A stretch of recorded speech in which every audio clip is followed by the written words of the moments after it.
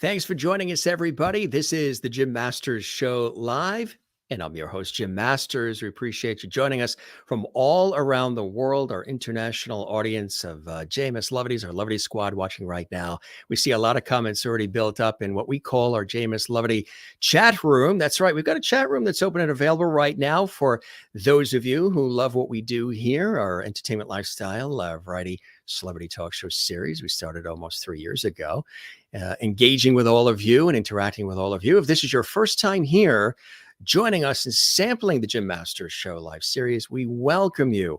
I work in television and radio, stage and film, have for many, many years. Most people know me a lot for years on PBS and travel series on CBS stations, iHeartRadio, a whole bunch of cool things I've done over the years and still do.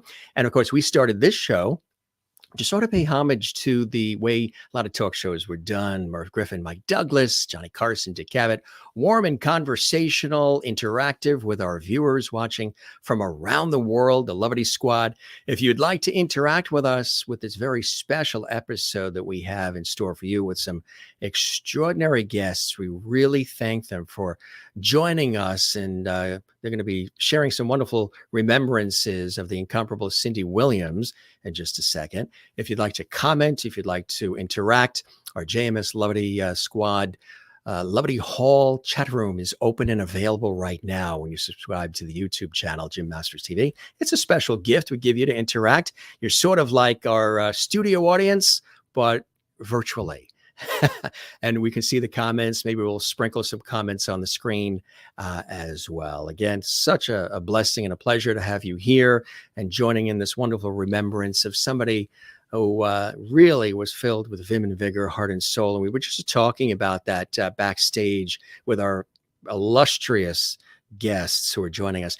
They're in the green room right now, actually. They are enjoying champagne and truffles and lobster that we have we always give our guests the best of the best, and they're enjoying the champagne and the lobster and the truffles right now, and they'll join us in just a second. Hope you're doing well. I just got in from a busy TV shoot, even working on the weekends, gang. That's what it is in the nature of this business, and thanks for all the comments. We'll take a look at those in just a second. We love you all and welcome. If this is your first time here, it's a blessing to have you with us. We are celebrating an extraordinary American treasure, person who, again, I had an opportunity to meet on a number of occasions. And when I did, as I've mentioned to you guys multiple times, she was nothing more than real and authentic, kind and caring, loving and funny, and super talented, and just an extraordinary person. You know, sometimes when you meet somebody, when you're introduced to somebody, you get this feeling as if you're kindred spirits and you've known each other for decades.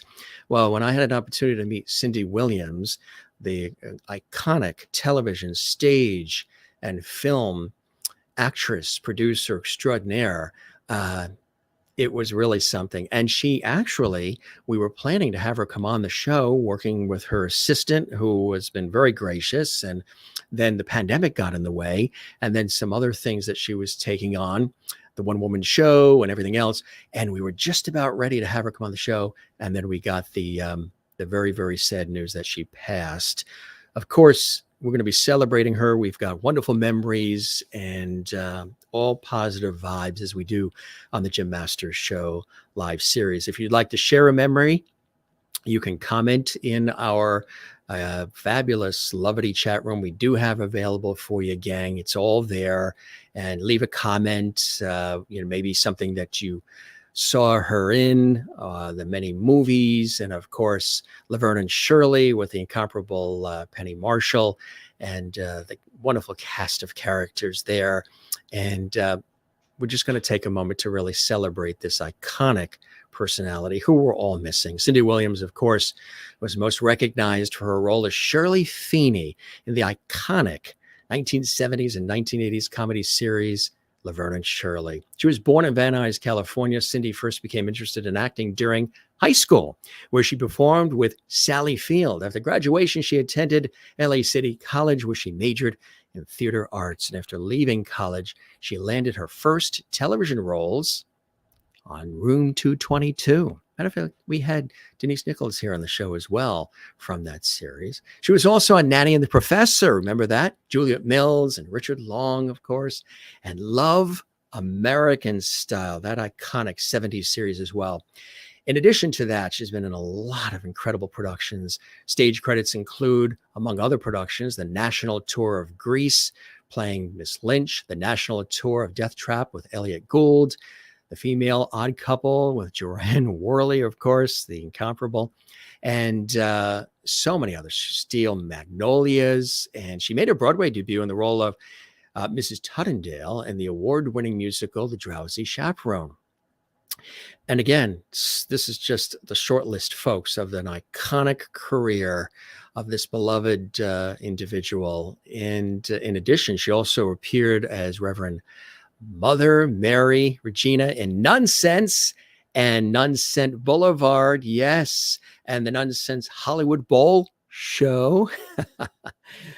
Cindy's enjoyed the privilege of working with extraordinary directors and great films over the years. Her first film, of course, was And Gas with Talia Shire, Ben Vereen, and she appeared in Travels with My Aunt with Maggie Smith, and of course, The Conversation with Gene Hackman, which was directed by Francis Ford Coppola.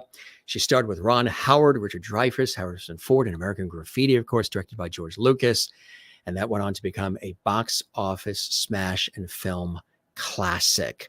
She's done television commercials, she's done stage, she's done film, she's done it all. And she even wrote a book too. And I don't know if you ever saw the book, but I would advise you go get a copy. It is fantastic. You can get it at Amazon, of course, as well. It's Shirley I Jest, A Storied Life by Cindy Williams, an extraordinary book. You're going to fall in love with it. And, you know, she was also doing a one-woman show, Cindy Williams, starring in Me, Myself, and Shirley, and that was to rave reviews, and so much more. Of course, a lot of people, I would say most, know her for the iconic role with the extraordinary Penny Marshall, as well as Shirley Feeney on Laverne Shirley, which, you know, of course, was a spin-off from Happy Days, created by the incomparable Garry Marshall. And it was, and also directed by Jerry Paris, too, I believe, some episodes or the whole thing. Jerry, of course, was Jerry with Millie on the Dick Van Dyke Show. You better believe it. And there was such a wonderful friendship between Penny and Shirley. They were like sisters on many levels. That show became the #1 show for a number of years on American television. Of course, you may remember it aired on the ABC television network, and what an extraordinary lineup. Talk about ratings gold on ABC. Look at the lineup. You had Happy Days, Laverne and Shirley, Three's Company, and then Too Close for Comfort. Lydia Cornell, actually, from Too Close for Comfort, is a fan of our show. She watches. She loves the whole levity vibe, she said, that we do here. We're going to talk about a lot of great things. We're going to go over some wonderful memories of Cindy and all these incredible roles. And we're going to talk with some folks who knew her personally, worked with her. Some have starred in productions with her. Some have cast her in productions as well. Our guests are coming from New York and from Los Angeles. And again, we put this together very quickly, gang, truly very, very quickly.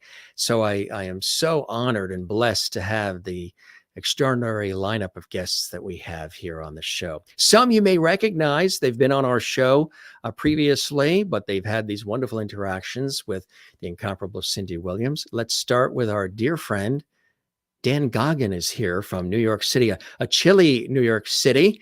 Dan, how are you, my friend? I'm very well and chilly. You are chilly. Well, I tell you, it's a little bit nippy there in New York City, but you've been well. All is well. Yes, and I'm very happy to be inside talking to all of you. Well, I really am honored, Dan. I know it's a busy time for you that you're joining us here on the show. Dan, of course, began his career as a singer in the Broadway production of Luther and starred Albert Finney. He toured for 5 years as a member of the folk singing duo The Saxons before writing the music and appearing in the off-Broadway musical Hark. And of course, began composing. He's an incredible writer, composer, lyricist, and singer in musical theater and more, composing music for music and lyrics for reviews, satirizing current events, trends, and personalities. He later composed incidental music for the short-lived 76 Broadway production Legend. And also his life experience is incredible. He is known also for all the things he has done for really creating Nonsense, one of off-Broadway's biggest commercial successes. And of course, all the other sequels to it, Nonsense 2, The Second Coming, Sister Amnesia's Country Western, Nonsense Jamboree, Nutcrackers, The Nonsense Christmas Musical, Nonsations, The Nonsense Vegas Review, Nonsense Boulevard, and so much more. And we're going to talk with Dan in just a second about his wonderful friendship with the incomparable Cindy Williams. So again, Dan, thanks so much for joining us here on this auspicious occasion as we remember the incomparable Cindy Williams on the show. It's a real pleasure. I'm happy to have the opportunity to We sing her thank praises. Absolutely. Bruce Kimmel is joining us as well. Bruce is an accomplished actor extraordinaire. He's had an opportunity as well to work with Cindy on several occasions, actually. He's had a long and varied career.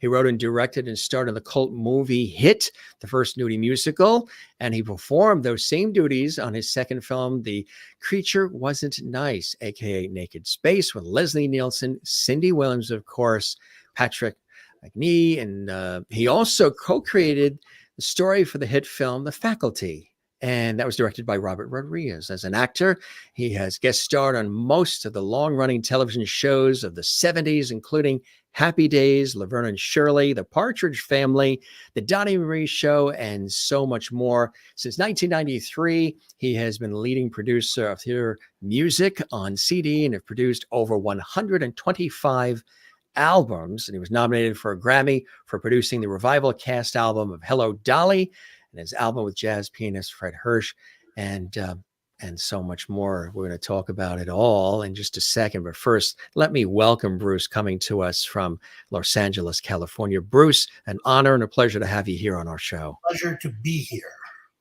I thank you for taking time. I know it's a busy time for you as well.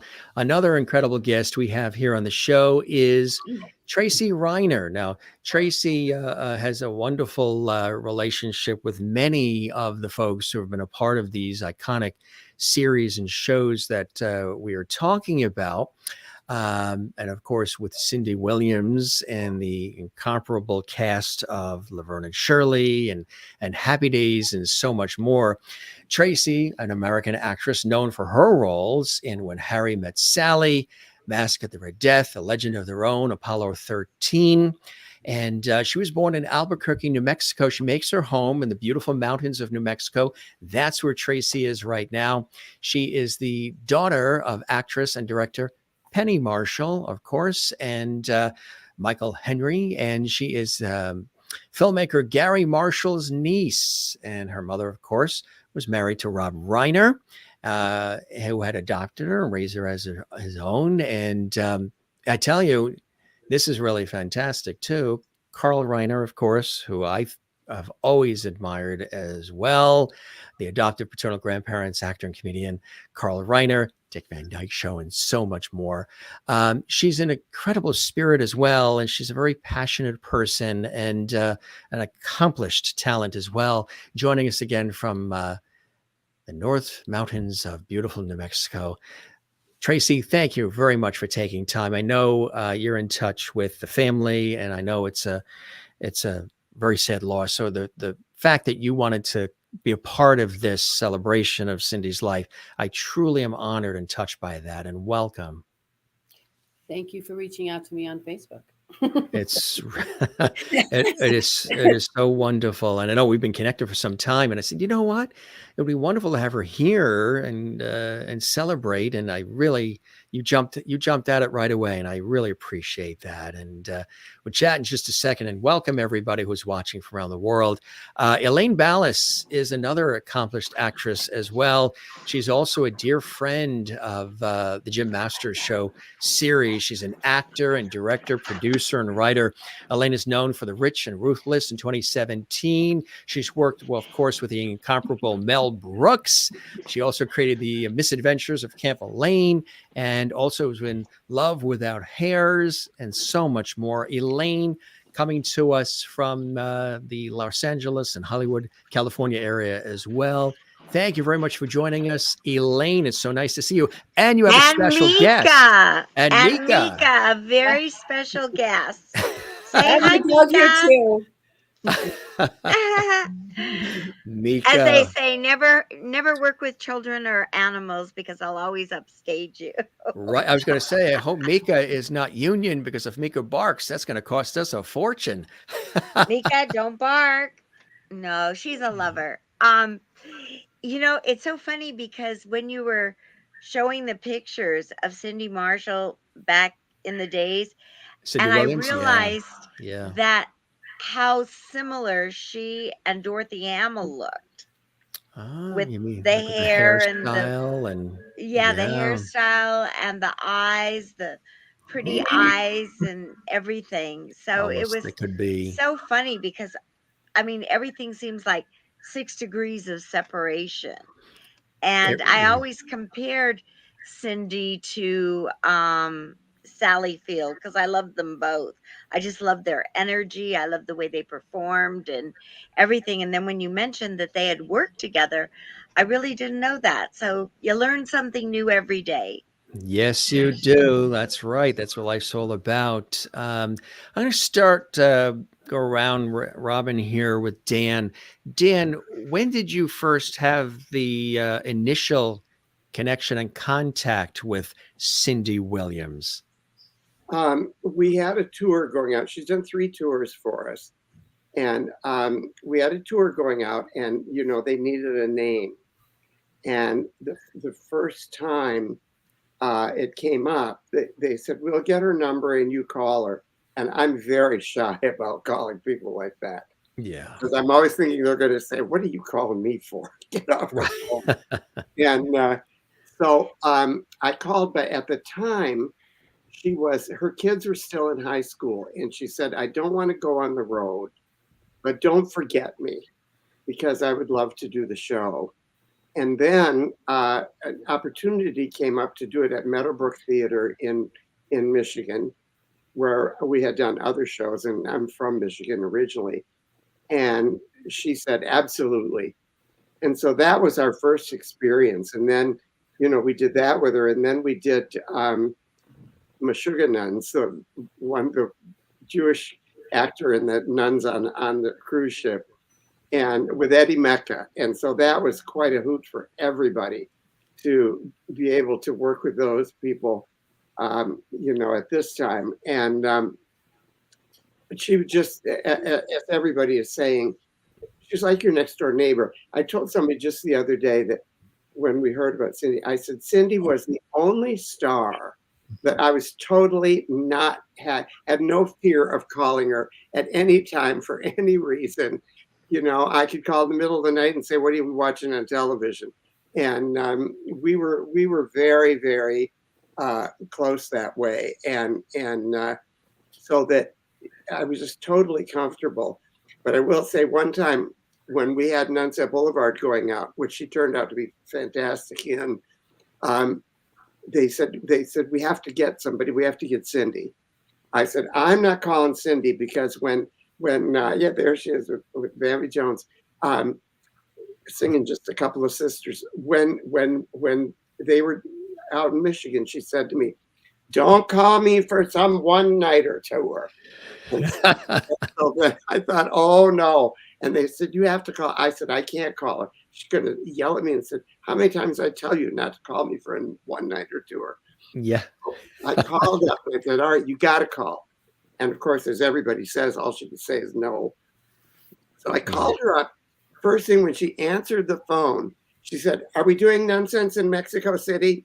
I said, "No." I said, "We have a tour, and there are quite a few one-nighters in it. It's our great cast that you know, and it's going to be really good money, and we would love to have you do it." She says, "I'm your girl." It was that quick. And then she said to me, "Listen, I'm in the supermarket right now, and can I call you as soon as I get back home? And then we can figure this out once I get home." And I thought, Cindy would be the only one that she and I would put together a national tour in a supermarket. Was it the proverbial produce aisle as usual, or? I don't remember where she was. Yeah. But I do remember she said yes, just like that, no problem. And she was wonderful on the tour. And when they would make her get up at 7 o'clock or 6 o'clock in the morning to go on those morning talk shows, she'd always come in. She says, "You're getting up with me. You got me into this. We're going together." And, yes. Even when we would do that, if we went to a radio station or a TV station, of course, everybody wanted her autograph and all that. She would stay as long as she had to please everybody, because she was just such a down-to-earth person. And I think also she had a great appreciation for how fortunate she was in her work and all that. And that how many people would, give anything to be in her spot. And the response to her being in these productions that you created was really very heartwarming, I'm sure, for you, huh, Dan? Oh, yeah. They loved her. The picture you're showing there is, I think that's the night that you met her, Jim. That is Dolores Hart, the famous movie star. Yep. Who was in Where the Boys Are. And we did a benefit for their Abbey that night, and that's when she and Dolores were hanging out backstage, and just had a wonderful time together. Absolutely, yeah. And we've got some more photos that you generously sent along, and of course this one as well, which we were showing. Yeah, this was in Sunset Boulevard when they all came out as different Hollywood people, and she came out as Mae West. That is so cool. Here's another great shot as well. Oh yeah, that was when they came out to work, and they did that also at Meadowbrook in Michigan, which is a beautiful, beautiful, very large theater. And in fact, we've done several shows out there. Their show was the best-selling show in the theater's history. Really? Yep. That's incredible. Eddie and Cindy together, and everybody just, were. Yeah. And we lost him not that long ago as well. To see them together. Yeah. Absolutely right. Yes. Speaking of together, it's hard to, people have been saying, I love what I've been hearing lately that people have been saying as far as some of the comparisons. You really didn't have physical comedy with two female lead talents. You have Lucille Ball, Carol Burnett, then of course Dick Van Dyke on the Dick Van Dyke Show was very physical, and then Penny Marshall and Cindy Williams and Shirley Feeney just knocking it out of the park, and the physicality. We forget about the physicality of that series and how physical it was. Tracy, what was it like for you? Obviously your mother, beloved by so many, but she's your mother, and Cindy, of course, being right there together with her. Tell us maybe some memories that you have of Cindy from your perspective. You have a little bit more of a deeper perspective than the rest of us here. Yeah. Yeah, it's different when you grow up with someone in your life pretty much every day from, let's see, I was about 11. Yeah. I was getting ready to go to college. So I texting with Emily, and she said that I should bring up the story about the cats. Oh, yeah. And And Emily so, is Cindy's daughter. Yeah. so years ago, when Laverne and Shirley and Happy Days and all of my uncle's shows were on the Paramount lot, they'd been doing very well, I guess, and Paramount wanted to put in a giant commissary. Uh-oh, sorry. No. That's okay. This just into the newsroom. My son's alarm just went off. Sorry. Oh, that's okay. But so they wanted to build a giant commissary, and Cindy found out that behind, when you entered Paramount, there was a giant sky screen, and underneath there was this water tank, and behind that giant set there was all the scenics, the storefronts and landscapes they could pull out to shoot on films. And in that area there was, I don't even know, 100 wild cats, feral cats that lived in there that we would all feed. And so when we heard that they were going to rip down the whole scenic area and just kill or get rid of the cats, Cindy went nuts. She came to me as an also very sensitive child. She encouraged most of my animals. I have 6 dogs, 6 cats, chickens, ducks. Anyway, we decided to go around, and she decided it was important to go to every TV set, every executive office, every casting office, every person we could find to sign a petition to take to the head of the studio to say, you cannot kill the cats. And we did. And oddly enough, Cindy was the person who a few years back got my mom to do some of these card shows, the signing shows, where when the cast of Laverne and Shirley and Happy Days showed up together, it's the biggest show they'd ever done.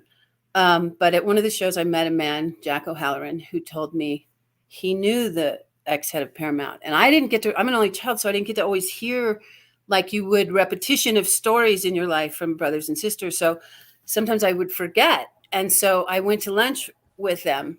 And he also remembered us coming there with the petition and tears and making him feel horrible, killing the cat.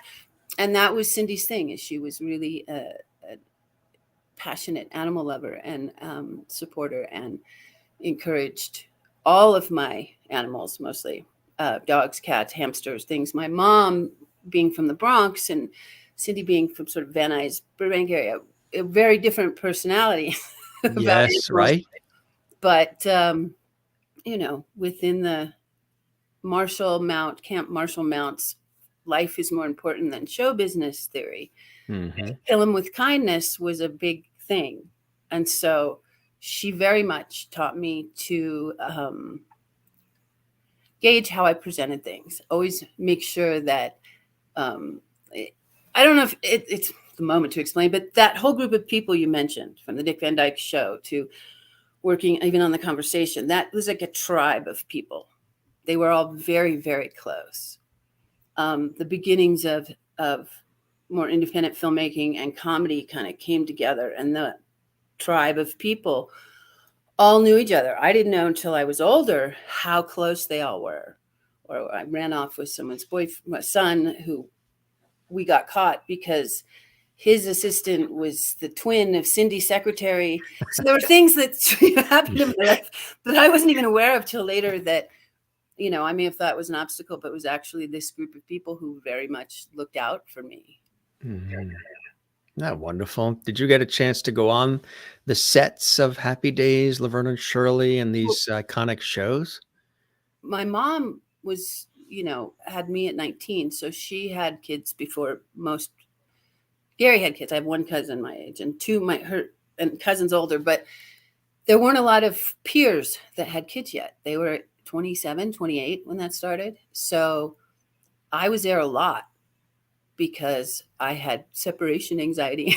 Yes, I needed to be with my mom because that was, my flagpole. And so on all of those shows, I was around. My mom's big thing is she didn't like hearing from other people, whether we had a housekeeper or a babysitter, so she would bring me. which had casualties. But for the most part, I now understand completely what a lot of things were, as opposed to not knowing or just sort of having my kid memories. So that's pretty cool. Did having that iconic background with these legendary people in the entertainment industry and in Hollywood, is that part of what influenced you to want to go into acting? I wanted to be where my mom was. Yeah. Those were the people around us. I thought at first, if, it seemed like magic. If I had magic powers, someone would have told me if I was talented. But what I learned from them was that that's not how it works at all. You have to want it more than air, and you have to go after it, and you have to really find the thing that's your thing. And so for me, I kind of got to do a little of everything. I really couldn't make declarative choices very early on. So I got to do a lot of production, a lot of acting. I started as a dancer, went to a lot of colleges. Garry said, "You're smarter than you are funny." That's not going to be as fun. So I got to do, but Cindy always reminded me that it was okay. She buffered a lot of the relationship with my mom, especially when I got pregnant. Right. Sure. Absolutely. Why do you think, in the case of Laverne and Shirley, what do you think it was about that show that just resonated with so many people? Even today, it's, it's like a great loss for people in a personal level, even if they didn't know Cindy and, of course, your mom as well. They feel like they know these people personally just because of, who they were, and very approachable people and affable and funny and so talented. But what is it you think about that particular series that really resonated with the public? Honestly, I think that at the time it gave women permission to not feel like they had to have a man or be in a relationship, but they could have what they wanted in life with their friend. And that fierce female friendship, which both of them were an extreme example of. They both had lifelong friendships with so many people. Yeah. And that was an amazing example for me. I think it gave, my mom always said it gave the blue collar world permission to have fun and be who they were and not feel in competition with money or people or circumstance, that real life was more important. Yeah, absolutely.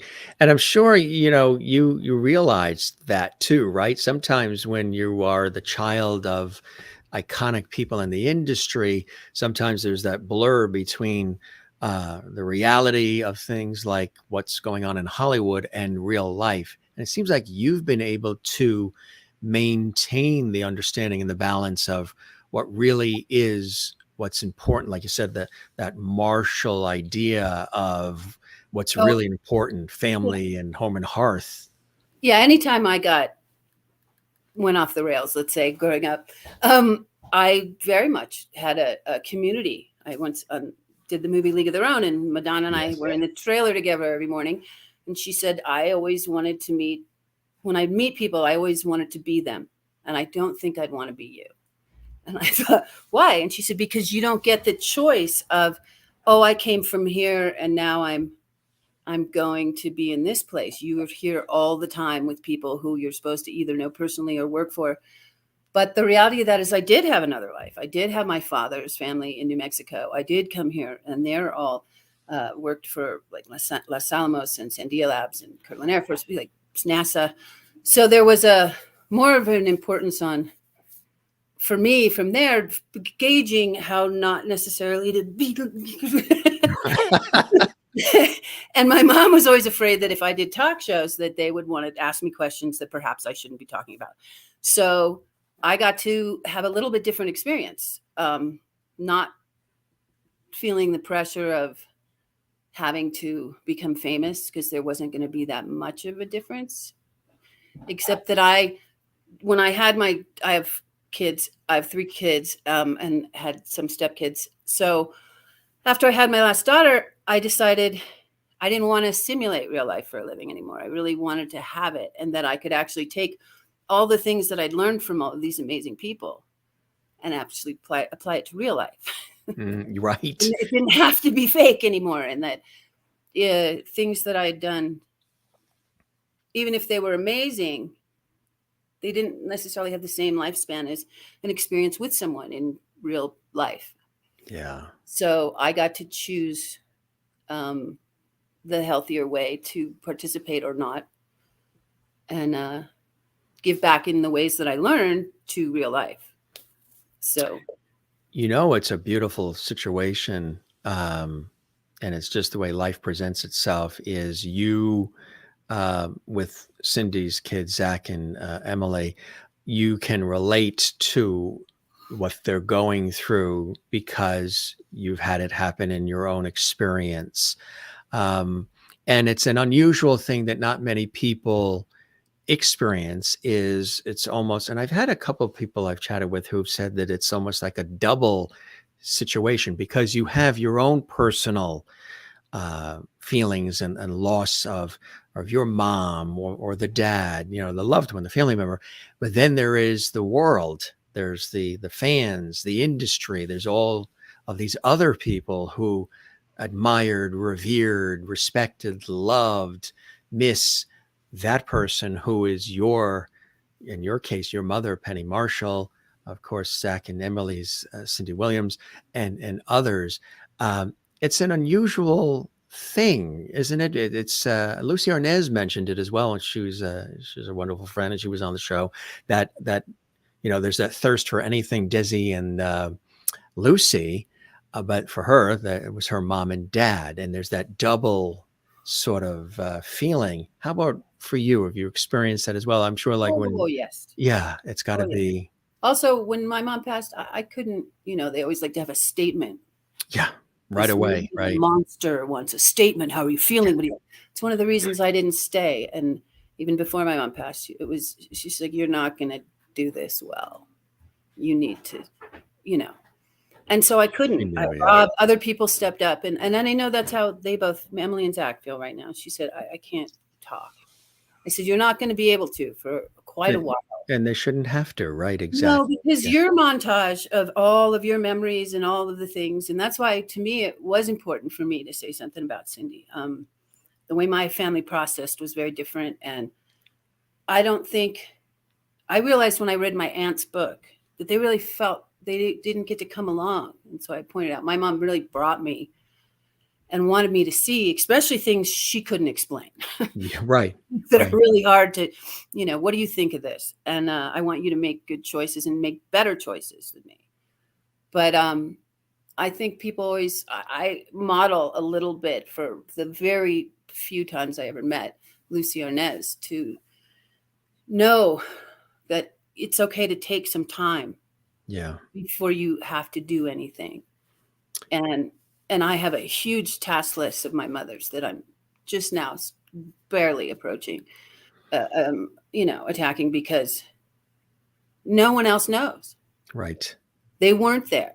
There was a very big line, I know, with Cindy as well, because she influenced me to make that line of safety and protection and privacy with my kids. And I had some amazing influences in that area. So I immediately said, "Did you want me to do this? Do you not want me to do this?" Your mother was such an integral part of, in a way before they were born, of me being able to deal with my mom. And she was, an amazing example of being able that my mom could get in your face and like to argue, it was hard to win. Right. And Cindy always had a way, and she showed up so many times in my life. When I had my daughter, my uncle had done an opera. I don't know. He did an opera. Yeah. So we got to go to the opera, and I didn't have anyone to watch. So I called my mom and I said, "Would you want to watch Bella?" And she said, "Okay, I'm going to call Cindy and she's going to come over." And they both watched my daughter while we went to this opera. and came back, and they were exhausted. They were like, things like that, where you wish other people could see what was going on in your life and how kind of amazing it was. But at the same time, it's private, and I have more personal relationships with people than I do professional. So my opinions are always mine. Exactly right. Yes. Which is a beautiful way to be. It's an absolutely beautiful way to be. And, loss is loss. And whether the person's famous or not, it's a personal loss.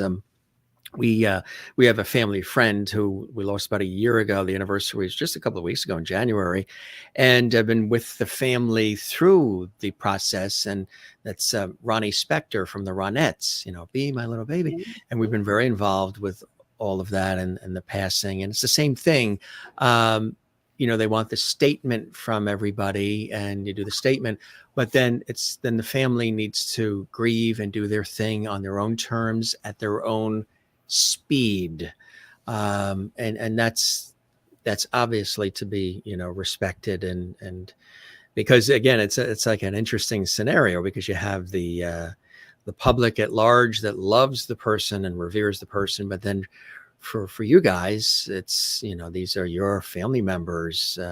Got a wonderful shot with Zach and Emily. This is of course that star.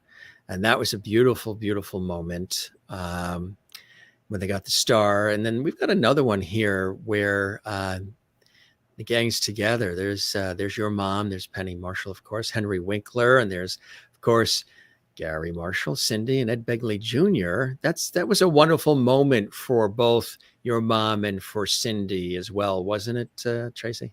Yeah. And it was right when I found out I was pregnant, too. Wow. And Cindy teased me because the food at the gathering after was making me very nauseous. Was it? We kept bringing up fried chicken and things in front of me. But yeah, there was a lot of things we celebrated that day, and it was really special. It's as ironic as it may seem. It almost looks like your mother is looking up to the sky, and with everything going on here in this picture with the obviously the star on the Hollywood Walk of Fame, but also finding out, the pregnancy is happening for you. It's like she's thanking up above for these beautiful gifts. One that's in her hand and one that's going to be arriving soon, which is very beautiful, huh? Well, in the same way as if they were sort of my parents. Yes. Cindy won because it was more important to have family. And even though my mom was furious at times that I wasn't taking my position, I really needed to have the experience of my own family. I had 6 parents. I was between a lot of people. Yeah. So that's hard. I know they went through that. And we talked many times. My mom and Cindy started doing things for even my birth father in New Mexico. He was director of state of the Special Olympics in the 70s, and Happy Days and Laverne and Shirley would come and play celebrity softball tournaments in New Mexico to raise money for the Special Olympics, and they were huggers. And, that as much as my mom wanted me to become the man I always dreamed of, I really wanted a family. I got to do so much with her. We got to break so much ground in a way together. I didn't need it to be all about me. I'm happy to celebrate them. I'm so happy beautiful. to give them the honor they actually deserve, because they had to give up a lot more things than I think we did. Yes, exactly. Yeah, that's beautifully said. I really appreciate your sharing and your insight from that perspective of being within the family, and they, they were like sisters in many ways, right? They all these years later still connected, still cared for one another, still felt for one another, which isn't always the case in this crazy industry that we're all in.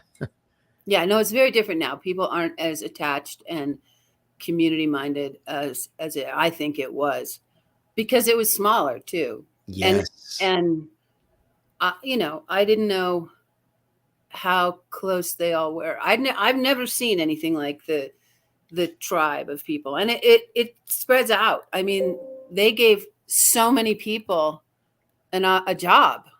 They did, yeah. They gave, everybody was on the show. Anybody who needed work got invited on the show. And I think that hasn't been done since. There are not that many people like my uncle was the president. he really had a vision, and they sent me to other families to go experience what was different. Yeah. And so I'm really happy that I came back and found a place for myself, whether it was what they wanted me to do or not. There was a lot more on me in a way than my mom. She was related and then ex-married, but it kind of was compounding. I was 14 years old, and things were said that only someone like Cindy or Phil Foster, Betty Garrett would talk to me about, because they had experience. So you don't listen to them. You don't have to do that. Right. Look at these other families. I got sent to schools to, see what other families were going through, and felt pretty good at the end of it. I felt very fortunate. And so every holiday we would have Cindy and, at whatever stage of their lives they were at, would come at Christmas and Easter. My mom was really big on meals. And so we would have every family who wasn't throwing a thing at their house or felt like they just split up, or we would invite everyone to our house and make the orphan circus. That's amazing. And of course, Rob Reiner, Carl Reiner. I mean, just talking about Hollywood royalty all around and super talented people. I mean, Carl, just a genius. I loved his quote, of course. He would get up in the morning and check the obituary page, and if he's not in it, he would have breakfast. just another, the exposure that you've had is amazing. But again, grounded and caring and really knowing what it's all about. And thanks for sharing that in that way, Tracy. We're going to bring Bruce in as well. And Bruce had an opportunity to work with Cindy on several occasions. Bruce, welcome to the show once again as well. Tell us how you had an opportunity to first meet the incomparable Cindy Williams, Bruce. Well, it was 1965. We were both 17. Actually, she had just turned 18. And I would be turning 18 in December. At the first day of Los Angeles City College. We were both in the theater department just starting, and I walked into a classroom and laid eyes on her and fell in love, and have remained that for almost 60 years now. Yeah. So we did a lot of shows at City College, and then worked forever together over the years. It's just been one of the greatest relationships of my life. What would be something, everybody has their image of people that are in the public eye, and they have their version in their head of the person in the public eye, and also how they're presented in the various shows and roles they take on. What would be something from your perspective, and knowing her personally for, like you say, some 60 years of friendship, and of course working with her, professionally as well, would be something that you would share in terms of just about the uniqueness of this extraordinary person? Well, I always say I never have met anybody like her, ever. She was the warmest, kindest, sweetest, and certainly funniest person I've ever known. And we just loved being together. We loved working together. And but there was nobody like her. There was just, it's as you said, you felt you knew her. The minute you met her, you felt you've known her all your life. Everybody I ever met who met her or who I introduced her to felt that. They just felt that connection instantly, because she had that ability to bring you in and make you feel like you were as important as she was. I've never seen anything like it before.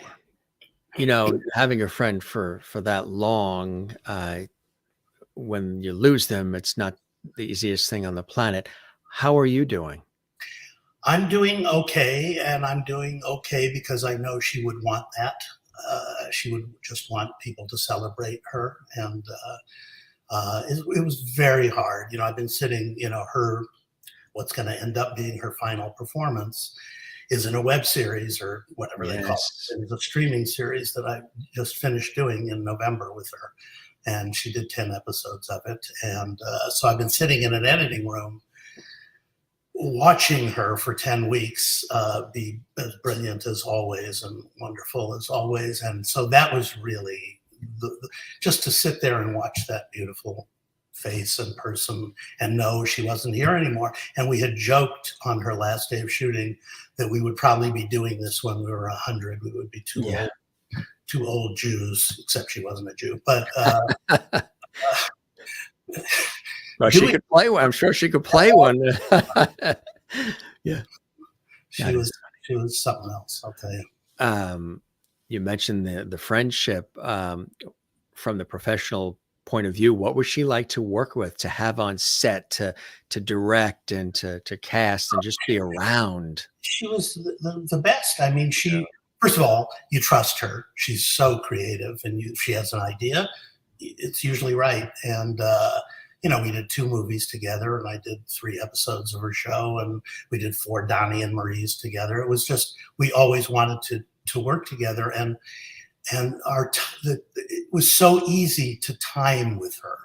We just were so on the same comic page, and on Laverne and Shirley, it was very funny because my instinct always is to go to Cindy. Yes. And, because that's who we were. And Penny, every time I would do it, Penny would go, "There's a person over here. You could look at me." And she was absolutely right. And, but that was just, it was so easy with her, whether we were in a movie together or whether we were, whether I was directing or whether I was acting with her. And he's very easy to write for her. I wrote this role in the streaming series for her. And the thing is, if you went to her with a project, it was always yes. Yes. Always yes.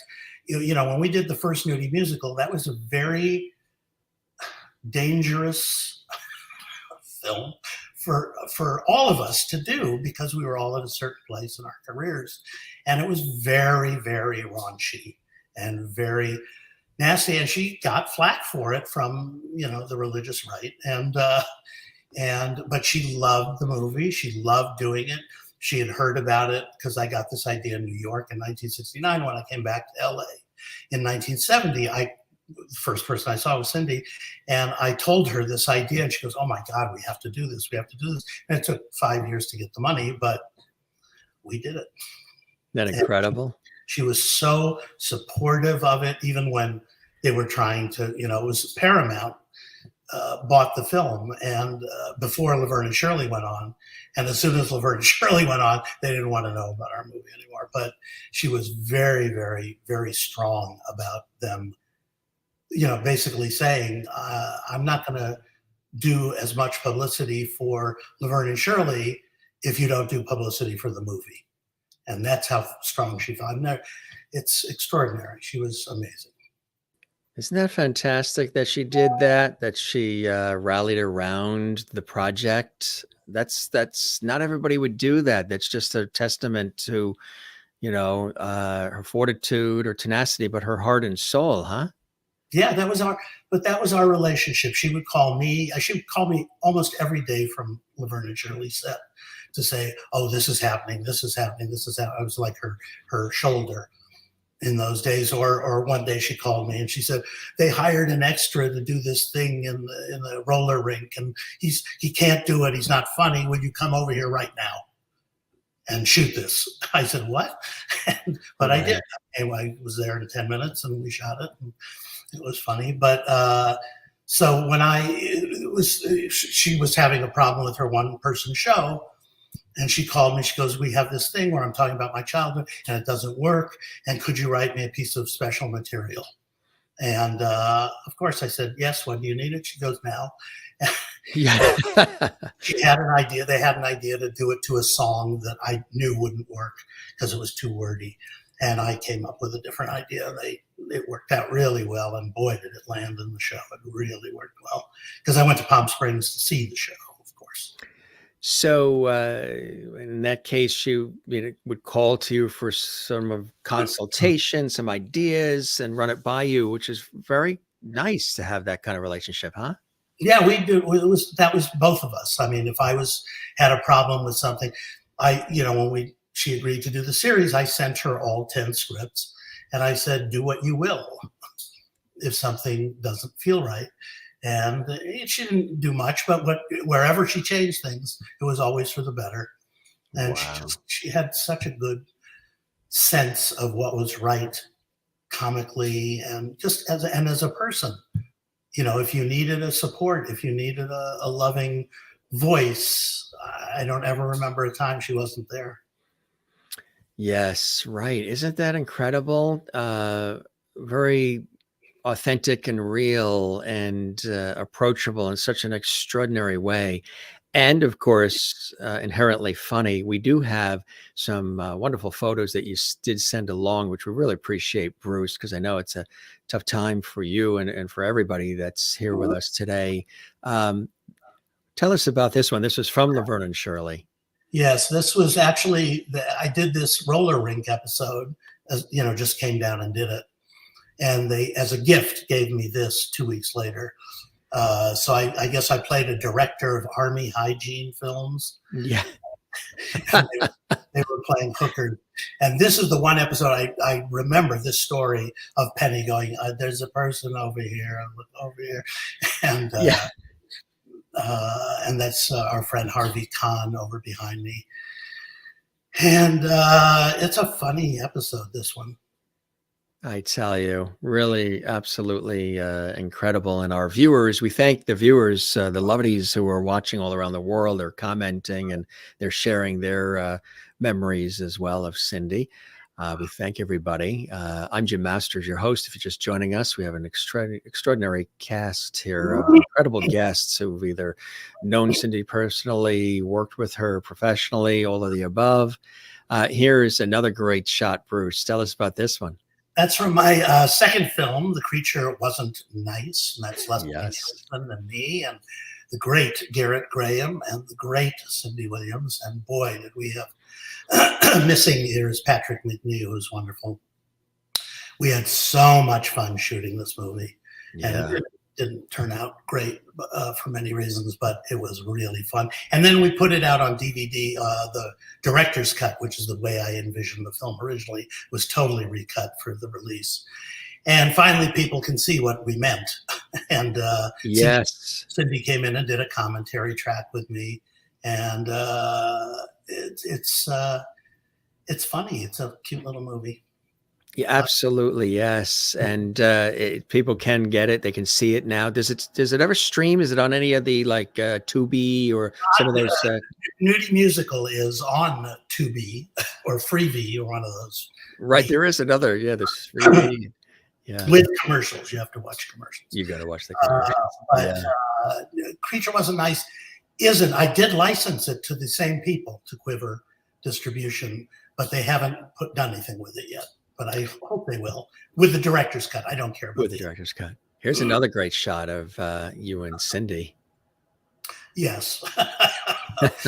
I wrote kissing in everything I ever wrote for us, because all the Donny and Marie shows, we only agreed to do it if I could write our sketches. And so I did. And I always wrote a kissing sketch. Well, who wouldn't? That's for sure. Tell us about this. Now, this is from the Donny and Marie Show, right? That is, and so was the one before. Yeah. This is hair. I have hair. This is the first one. And this was one of their big production. It was a spoof of 30s musicals, and Cindy and I got to sing and dance, and we are not dancers, but we persevered, and they were great to work with, the Osmonds. They treated everybody so beautifully, and we loved doing these together. We did 4 of them. A lot of fun, right? Oh, God. Absolutely. Yeah. I mean, you think of all these shows on ABC at that time, including on Friday nights, the Donny and Marie Show. They pretty much had everything sort of locked up, huh? It was a time, I will say. Yes. And I watch Yes. sitcoms today, or I'll flip through. I don't watch anything, but I flip through shows, and I don't understand what I'm seeing. Even I don't understand the comedy. No. It's not likable. You know, you look at Laverne and Shirley, and you love those characters. Yes. That's why it endures. And even in what we did together, I always created characters that you would love, so that people would understand. Oh man, Yeah. comedy right there. Yeah. Tell us what we're seeing here, Bruce, and thanks for sharing this. Of the First Nudie Musical in Westwood at the Westwood whatever man theaters, and Penny was there, Garry was there. We all were there. That's amazing. I tell you, huh? Gee, time certainly flies, doesn't it? It does. But, to have the relationship and friendship for over 60 years is extraordinary, and still be sort of creating together and, rallying and supporting one another in that way. It's rare in this industry, and it's absolutely positively beautiful, isn't it? Yep, you bet. It really, really is, I tell you. And Elaine, is Mika I'm still from there, or did Mika disappear? No, Mika's right here. Oh boy. Tell us about your fondness for the incomparable Yeah. Cindy Williams and more. Well, I think mainly, after listening to all these stories, they're wonderful. I think I'm the 6 degrees of separation with having worked with Carl Reiner and Henry Winkler in a movie, and being on the set and being friends with Anson Williams, and also really, I think it's the love of the 70s Yeah. sitcoms. And having done some Welcome Back Cotters, I always wanted to do Happy Days. Yes, of course. And so from that, I think that I, in my own way, always wanted to be Cindy Williams, in that I just loved the energy. She reminded me a lot of Sally Field, and I love Sally Field too. And then there's also the Dorothy Hamill and the Donny and Marie, having been a skater. Yes. So it's kind of like I'm right on the fringe of everybody, the ins and outs. And it I think, Bruce, you're so right on about the sitcoms, because the 70s sitcoms, I think, really ruled. And I think that everybody could relate to a character in a sitcom. There wasn't anything anyone couldn't relate to or want to be, especially if you wanted to be in acting, or even if you didn't want to be in acting, you just wanted to maybe have the relationships that they had in those days. And I mean, no matter what, like even on Cotter, the guys all had a relationship. They had a relationship with Gabe, they had everything. And I think those were the greatest times. And I'm really glad that there are so many, like the TV, not just Nick at Night, but all the other stations that they have, and the streaming stations, to see those sitcoms and to see how great they all were. And when people say, oh, they could never do it again, I don't think any of us have. I think, like, we're technologically oversaturated in many ways. And back then, life was a little bit simpler. There's always something that's going on, but life was a little bit easier, and it was more fun, and there wasn't a lot of pressure. You didn't worry about getting, they worried about getting, ratings. But now everybody goes on, oh, how many likes did I get? Or how many followers do I have? And the other thing that I really disagree with, and I'm probably just shooting myself, but I mean, I don't think just because kids go on as influencers, they're stars, and I think about all the money and time I spent learning my craft and learning behind the scenes and, going to college and actually not majoring, but minoring in cinema and learning behind the scenes, learning the development of shows and, having that experience or going on sets and just watching. I mean, when you were able to get on a set, and I used to sneak on to all of those sets whenever I was doing anything at Paramount, Happy Days, Laverne and Shirley, Taxi, all of those shows. And it really, I think that experience was even greater. So Tracy, I can understand, your experience when you said all that you experienced, because sometimes you just can't verbalize that. It's just learning and feeling it and watching it and being there with the people to experience their energy. And with Cindy, I mean, who didn't want to be Cindy as a girl growing up or something? She was cute and fun and everybody loved her and everything like that. And she had a best friend, and it wasn't like the two were jealous of each other. They complemented each other. And I don't think there's enough of that. In the shows of the 70s, people really kind of complimented each other. And I think that they really set a standard for women to be friends, to not be jealous of one another, and to compliment and encourage each other. And I wish they had more shows like that. I mean, I think that was a wonderful show, and I wish there were, more television productions or even films that, had the happiness. Who didn't love American Graffiti to this day, Yes, exactly. Dan? Yes, I just wanted He's to say, raising his hand. so I told Jim when Yes. I could do this today that I had to leave at around 5 o'clock. Yes. I have relatives in town. They're in town visiting, right? Yes, and I promised them I'd go to dinner. And the Very last nice. thing will happen is if they're sitting out in the street somewhere. In the frigid weather, that cannot happen. So you scoot off. But And- this, and you- I've enjoyed Dan, this this so was much. amazing. All of you. Bye, Dan. So Bye, Dan. It was great meeting you. You too. Even And via. Dan, we'll get together soon, okay? We'll have you back on the Absolutely. show, but we'll get together in the Thank city. you so And much. Thank you so much. thanks for having me on. joining us, and Really, condolences to you enjoy. as well, my friend. Okay, take good care, everyone. You be well. Enjoy your dinner. Thank Enjoy. you. Comparable Dan Goggin, who created Nonsense and so much more. It's really an honor to have him here on the show. Gang, I found something. We did a little digging. There's a commercial back in 1972 that Cindy was in. I don't know if you guys saw it. Take a look. Poor Harold. I would love to take you with me, but you would never be happy in Hollywood.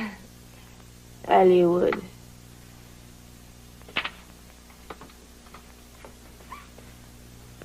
No, Harold. It's not another man. It's a man. Foster Grant sunglasses do strange things for some people. Slip into a pair and they seem to slip into a whole new mood. Face it, Harold. The only thing you ever gave me was a cold. Hello? Harold. Face it, Harold. You what? You do? Ah, Harold. The Mood Makers by Foster Grant with polarized and FF77 impact lenses. That's funny. Isn't that something? That went back to 1972 when she did that, which was really cool. She was also, there was a lot of different shows she did, of course, Tricks of the Trade, Marquee Post, another fantastic one, and other series that she was, partaking in along the way as well. We have somebody who wanted to be on the show, but he was called away, and he's the incomparable illustrator animator, and more, Glenn Hansen. And Glenn sent us some really beautiful things that I wanted to share. And he wrote a little note that he wanted me to read. And I'll show some of these images that he created. He said, since the show began, this would be Laverne and Shirley back in '76, and before most folks had VCRs, he would actually tape record every episode of Laverne and Shirley, listen to them all week long. And so many of the lines stay in his memory to this day. One humiliation piled upon the next. I love this wall. Betty, please, Betty, etc., all the different phrases. And rewatching the episodes after Cindy's passing last week made me laugh harder than anything on today. The one dream I never had come true was to meet Cindy and Penny and show them these comic pages that he drew when I think he was like 14. So he said, please share them. I created the comics after Penny had died. This beautiful image of your mom and of Cindy. And I want to show that image. We have that here. He's an extraordinary talent. He was a guest on our show recently, and he's out in California. And there is his work of your mom, Tracy, and of Cindy. And that's from Glenn Hansen, the incomparable illustrator extraordinaire. And really, isn't that beautiful? That is absolutely extraordinary work. And he was going to join us today, but he had a little bit of an emergency, called him away. But yeah, he wanted to share that. And this is back when he was a kid. That's when he was, really starting his craft early at like 14. And he wanted to share some of these images. He was sort of reenacting the Laverne and Shirley series with these fabulous comics as well. Yeah, this Lenny and Squiggy, and of course, Babysitters episode as well. And isn't that cool? But this is something really special. And when your mom had passed, he created this. So that's from the incomparable Glenn Hansen, who sends his love and thanks, Glenn. Yeah, his levity and condolences as well to each of you and to everybody watching as well. She was also in Menopause, the musical as well. And that, did you guys got a chance to see when Cindy was in that? My friend Megan Cavanaugh, who was in League of Their Own, was also been doing that for years. So I know the play. I didn't get to see Cindy in it. Yeah. Did you, Elaine or Bruce, get to see Cindy in Menopause, the musical? I didn't. I did not. Yeah. But that's funny that you said Megan, because Megan was in, I believe she was in Robin Hood Men in Tights. Yes. And also Dracula Dead and Loving It. Yes. So that's what I mean by my fringe 6 degrees of separation. Right. Yeah, because I worked with her in that. She was like to Maid Marian, she was her person, know. So she was in, so I worked with her on Dracula Dead and Loving It, and also in Robin Hood Men in Tights. It's incredible. You worked with Mel Brooks too, didn't you, Elaine? Yeah. Yeah, I did 4 movies. He's like my best friend. He's really the dearest person in the whole world. Yeah. My all-time favorite. And he always tells me, Elaine, no, too much pressure. Can I be like your second favorite? And so then also he was best friends with Carl Reiner. Oh, yeah. There was a CBS Sunday Morning, one of my favorite shows, and they had Carl, Dick Van Dyke, Norman Lear, and Mel Brooks at that time. Yeah. I don't know if each of you saw that all together. And that was an extraordinary episode. I mean, there's so much years of iconic, television and just entertainment and joy that each of them have provided to all of us. Of course, we'd be remiss to not mention American Graffiti and Cindy Bean and that who didn't want to be that girl? But that iconic movie as well with Ron Howard and of course The Conversation. That is a riveting one as well. And Yeah. And of course, her book, I do encourage folks to get the book. It's still available. Shirley I Jest. Did you guys read the book yet? It really is. Yeah, I Yeah. did. Yeah. And of course, as Bruce had mentioned, she was doing the One Woman um, play, and she was doing Me, Myself, and Shirley. And, obviously, she had, oh, yeah, there's, there's that one too we were talking about. And we dug up this. I mean, there's so many. She was in Hallmark movies and just so much more. When Dreams Come True, the movie of the week type movies, and so much more. This has been really very, very special, gang. And I thank Dan Goggin for stopping by, because I know everybody's still feeling the loss on different levels. And I'd love to have each of you come back individually. We talk about the work that you've individually done. Some of you, this is the first taste of what we do here at the Jim Master Show. And I say it's conversational. It's not that interview kind of stuff. It's conversations. And you can always share whatever you're working on or cool things that you've done. What would be, for each of you, maybe one lasting memory that you'd like to share with us of the beautiful soul of Cindy Williams? Bruce, I'll start with you.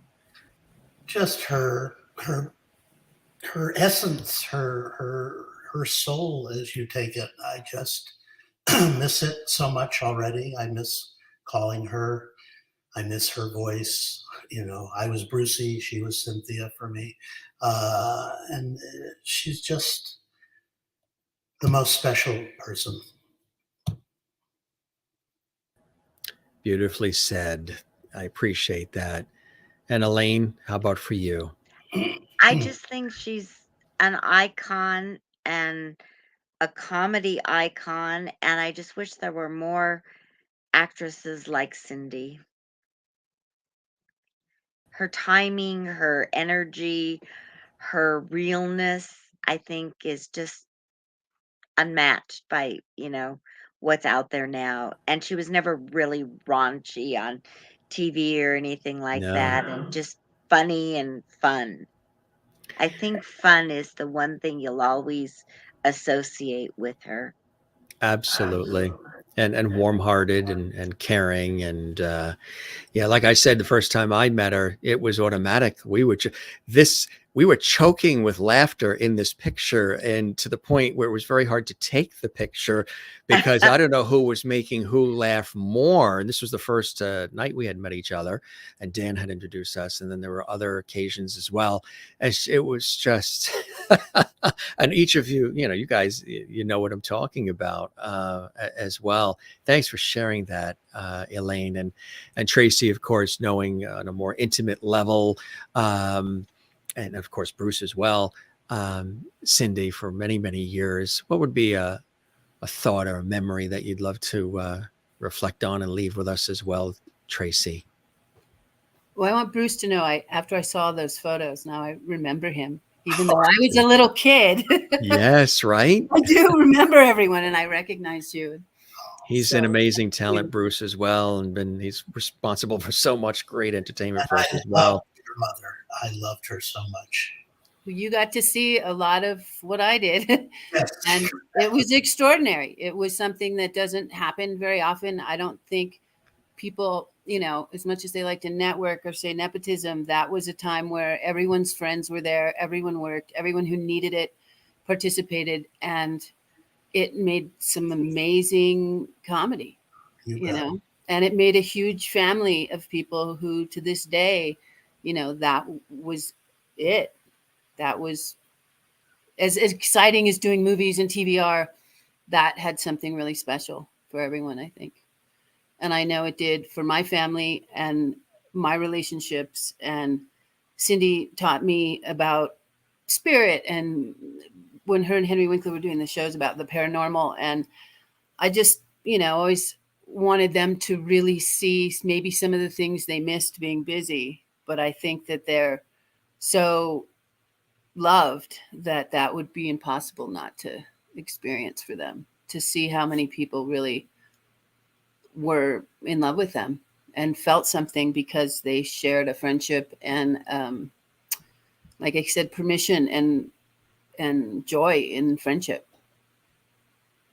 You know, when you have a parent that's famous and they pass, or any member of the family that's famous, is it of comfort to you when you do hear from not only those who worked with that person in your life, but from everyday people, the fans, the outpouring which you experienced, of course, in your life Sure. with your mother, Penny Marshall, and Zach Emily, of course, are hearing now with their mom.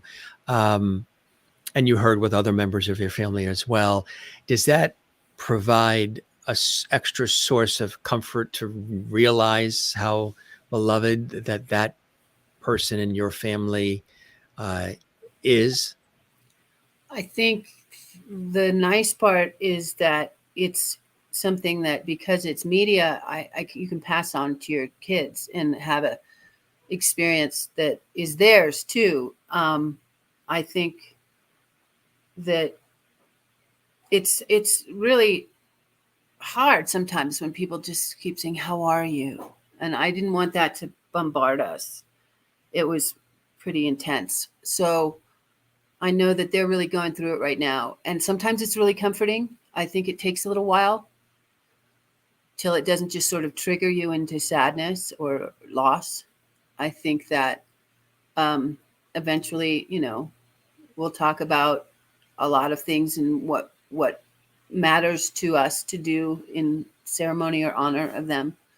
But right now it's just memories and love and feelings and gratitude. And I'm so grateful for Cindy in my life. And sometimes when, that hits and you lose that person, it brings up even more feelings. And, I'm a little bit separate because I've been up here for a while, but I know it would be a lot harder if I was there in LA. Yeah. I think it's beautiful. You've created your world there. You grew up in Albuquerque is where you're from, and there you stayed in the beautiful mountains of New Mexico. That's been a good thing for you, hasn't it? I just wanted my kids to see both. I really had that luxury of having two worlds, even though Madonna thought I didn't. But I really did. And I like that now it's choice. Now it's not a forced situation. It was hard for my kids sometimes to be around 20, 30 famous people every Christmas. Yes. And right. so people assume things of you too. People really don't bother to know you well. So they just want to get a little snippet. And so that's not real. That's, there's a lot of people who assume things of my mom and Cindy forever. And that's sort of one of the reasons I wanted to make a little presence, because they did have a really good friendship. There wasn't a lot of stuff. Everybody has opinions about each other, but that's real friendship. But just to make sure that, it's acknowledged how grateful the families are for the attention and love towards our moms, and that, remember, it's real people too. And it's real hard to not have that. I mean, I lost pretty much most of my flagpoles. And without What them, expression. What a beautiful expression. My flagpoles. I love that. That's a great way to sort of sum that. Yeah. I had some extraordinary flagpoles in my life. And so, as opposed to people assuming things about that, I decided to just keep it precious. And so sometimes I talk, sometimes, especially when I think people are getting things wrong. Yes. Or they don't know, or they had an experience where it just was work. I had, people don't like certain people. Oh, you turned down my skit, my sketch. I was at the wedding. I'm sorry. I like their family, so we have a little bit different experience all the way around. And I don't think show business knows quite well how to handle memoriams. They do it for an audience and not necessarily for the group of people who really lost the person. What's been actually aggravating me a little bit is when you see the in memoriams now during the awards shows, and sometimes, they'll bring in somebody who's popular, well-known, and they'll sing a song or play an instrument or whatever, which is beautiful. But then sometimes the cameras are so far back in the screen that's showing the person that passed, you can't even like see it. And it's so,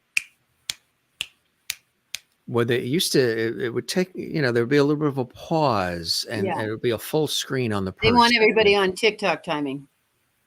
That's, And, interstitial, nonsense. But you don't have to choose that. right. Right. Friends of ours took a really long time. Adam Klugman, when his father, Jack Klugman, passed. Jack Klugman, yeah. He told me, like, don't rush. Don't rush. Don't let anybody else intrude. Don't rush. There has to be something personal, and let everybody else do what they're going to do. Yeah. And then, there's some sacred ground. It's just funny that in the group, sometimes I don't see them rise up for each other as much as they used to, but it's hard, life happens. And so there gets to be a disconnect, and, it's just important to me to express how much I loved Cindy, how much, she found out. She took me to a chiropractor who said her father was a doctor, who found out I had an ulcer at 13. Yeah. It was all on me my whole life about health, because my mom smoked and wasn't very healthy. And so Cindy really made the first impression. I would say my aunties in New Mexico, but then also Cindy reinforced that so that I could develop my own stance on food. Yes. With my mom, who was a notorious junk food eater. So, there were things she really showed me. It was okay. I didn't have to try to act like I was from New York and the Bronx. I didn't have to be my mom.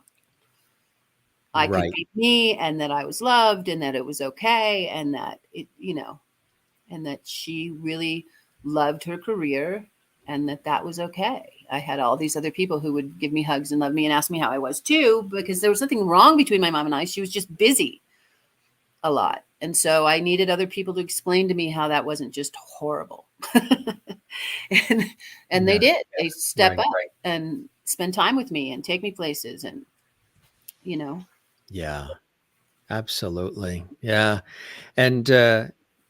And that's the beauty of it all. And sometimes as time passes, then you sort of take a look at some of the things that there's like a reappreciation or a new appreciation of the people in our lives and the things that they did and what they went through. And it's really a fascinating thing. And in the case with Cindy, that's all you're hearing as well. And of course, your mother being so loved, and this, with Cindy, so many people just loving being around her. And you've expressed it yourself, and Bruce has, and Dan, and you're hearing it all over. That's a beautiful thing. We would all hope that upon our passing, that we've left the world better than we found it. And that's one of the reasons, having met her and chatted with her several times, and having been introduced to her and having lots of laughs. And again, she was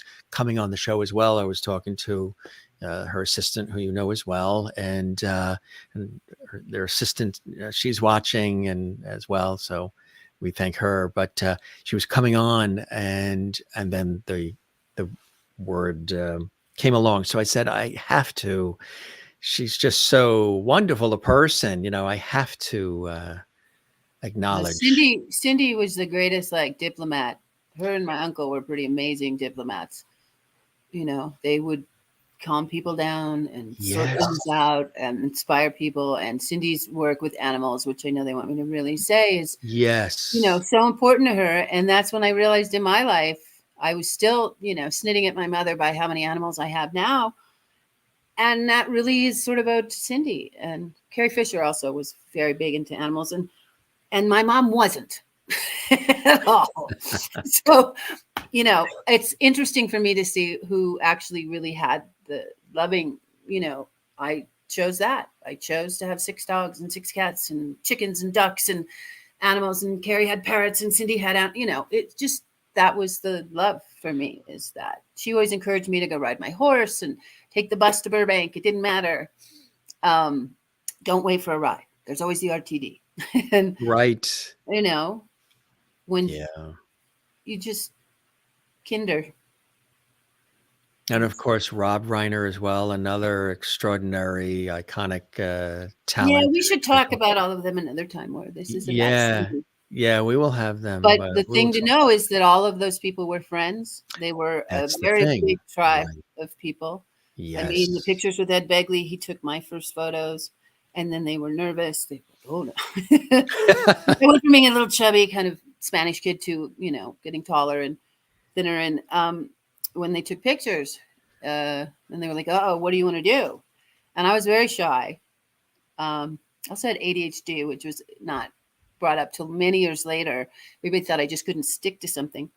But Cindy was actually one of the people who sent me to the person who explained that to me. Because she'd see my mom or somebody get mad at me for not focusing in the same way they did.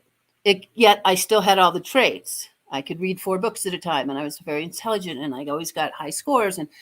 But they didn't really look at girls back then. They just said, she can't focus. But it wasn't true. It's just I needed to focus on more than one thing at a time. And once I did that, I could actually excel, which is what my mom had. My mom had 63 collections going, and we'd read 6, 7 books at a time. All at the same time. And Yeah. so there was a constant stimulation, constant board games, constant games, word games, all the way up to playing Risk, remember, and learning politics. And so I'm happy I learned about civics from Richard Dreyfuss, or I'm happy that Cindy taught me to take care of my body and go and ask people for help and do a cleanse and look into things. I didn't have to be witty and funny all the time. Right, And so, exactly. that was my family. Those were people were sometimes more consistent and constant in my life than family members. And what's so beautiful is because you and I, we were connecting prior to your coming on the show, and how you're there in the way that you can be for Emily and for Zach, for Cindy's kids. I think that's beautiful. You know what I mean? That you're there. You've been through it yourself. She showed up for me because I was here. Right. And so she went over with her mom and told me a lot of stuff that was going on that, no one else bothered to tell me. But when she got there, she was like, wait, what? Where's Tracy? And so that's beautiful. There's always that, to the death with people that I care for. And I know their story. Yeah.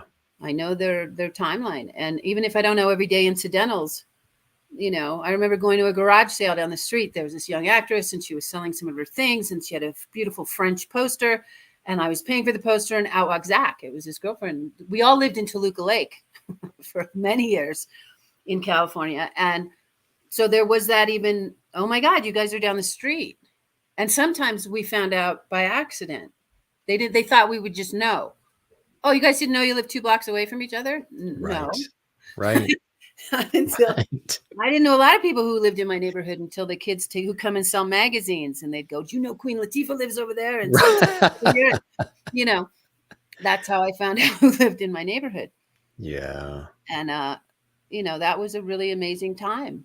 And as everything has been changing, the neighborhood's not even the same. No, huh? I needed to, like Cindy, be there for my kids in high school. I have 2 kids in high school right now. And so I want them to see before it's gone how to live outdoors and do things by hand and make live stuff sort happen. of a normal life, right? Yeah. Yeah. It's just so beautiful here. He was like, when are you going to make a movie? And I was like, it's in my rear view. I was going to say, are you still acting? Is that bug still? Yeah. I do a lot of stuff with women's baseball. I do stuff for Animals Up Here. I have rescued. We just lost a Great Pyrenees who was hit by a car, and I thought of Cindy the whole time. Yeah, sure. Because she loved animals. Yeah. So it's just about making sure my kids can see everything there is instead of coming back just to seem like you're doing something. I was always told it's a typewriter. You have to go off and really do it, and then you can come back and tell a story about it.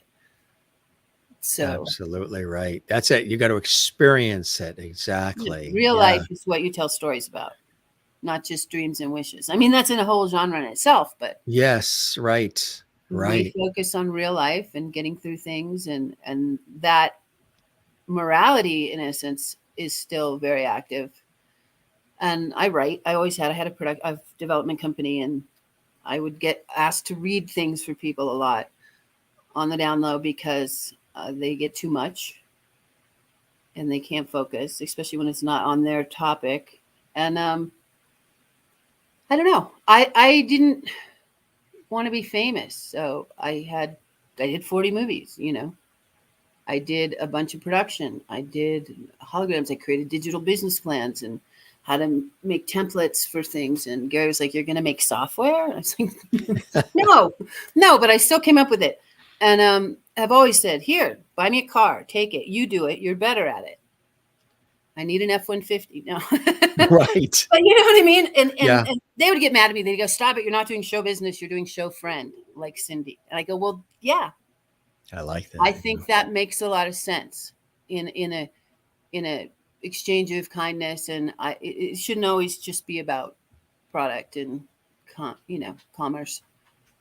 And if it's all about story and love and sharing, essentially what people aren't giving themselves in real life, then it's something to fight for. And they always fought for story and people who could be expressive. Everybody thinks if you're very dramatic or intense or angry, but it's really effort and enthusiasm, which is true. Yeah.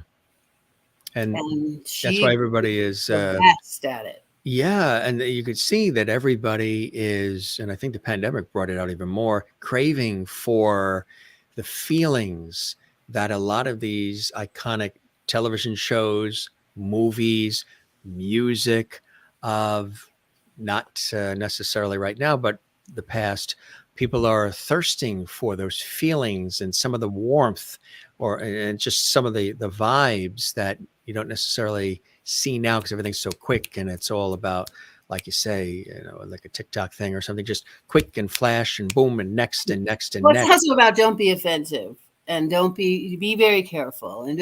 But expression is actually, you got to be able to laugh.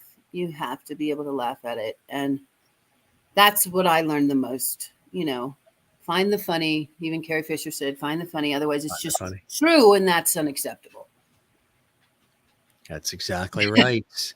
And and you've certainly had a lot of funny people in your life. Stomped their foot and told me exactly how it was. Right.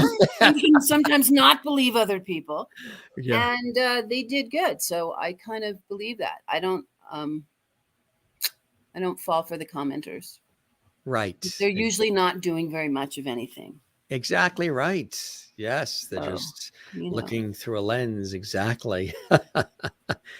Elaine, this was really wonderful having you to join us here, and let me go so you can talk. No. I love listening to your stories. Isn't it fantastic? Elaine's been with us a couple of times. She's a dear friend. She's been with us, and we're going to have Elaine back as well. And Tracy, I would love to have you back. I love your spirit and your vibe and your way of thinking, and Bruce too. Love to have Bruce back, and of course Dan Goggin has been with us a number of times. He's a dear friend, and we'll have him back as well. Bruce had to scoot off as well, and again, beautiful work from Glenn Hansen. That fabulous. I love the cat when you were Tracy, when you were talking about all the cats, and he had that cat. It was the Boo Boo Kitty. Yeah. It was Boo Boo Kitty was a big deal in my life too. All my kids had a Boo Boo animal. There were going to be a couple of other folks that were going to come on too, but they had other commitments. Glenn Scarpelli from One Day at a Time and a few others. We were talking about Lydia Cornell from Too Close for Comfort, but everybody sends all their love, and this was fantastic. You talk about those who have done their thing. We always show this towards the latter part of the show, Tracy. Elaine has seen it. Mr. George Burns is with us in the house. My aunt collected dolls and some serious dolls. And this was one of the ones that got passed down to me. And he's there with his cigar and his red pocket square. And he usually hangs down below with his martini. He's sort of like an associate producer with us here. I thought he was God when I was a kid. I see. That's exactly right. So we've got God on our side. He sends his love as well, and always puts a smile on everybody's face. You got to laugh, right? As we say, life could be crazy. Life can come at you in a million different directions. You got to take time. We believe in empathy and kindness and collaboration and bringing people together and celebrating. And like we've tried to do with this episode of our series, celebrate goodness and good people and good-hearted people, and somebody who worked very, very hard and entertained us in such a way that it seemed as if, it was just all natural for her. Like, almost like she wasn't working because she was so natural at it. Cindy, and of course your mom and everybody we're talking about here. And that's the magic to it all. When you make it look like it's effortless, it's the magic. And in this case, so many people, feeling the impact of a loss of a Cindy Williams.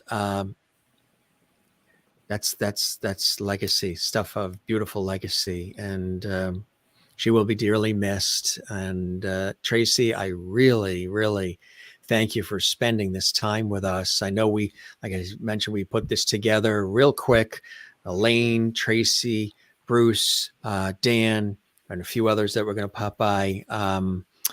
You're all welcome to come back. And I hope you had an experience that maybe helped you guys through it all a little bit here on the show. I loved hearing Tracy. I think you were wonderful. You should definitely come back. But I have one question. She's a lovety. Tracy is definitely a lovety on the Jim Masters Show, isn't she, I have Elaine? one question. You're absolutely correct about Toluca Lake totally changing, because as a kid I grew up Right? there.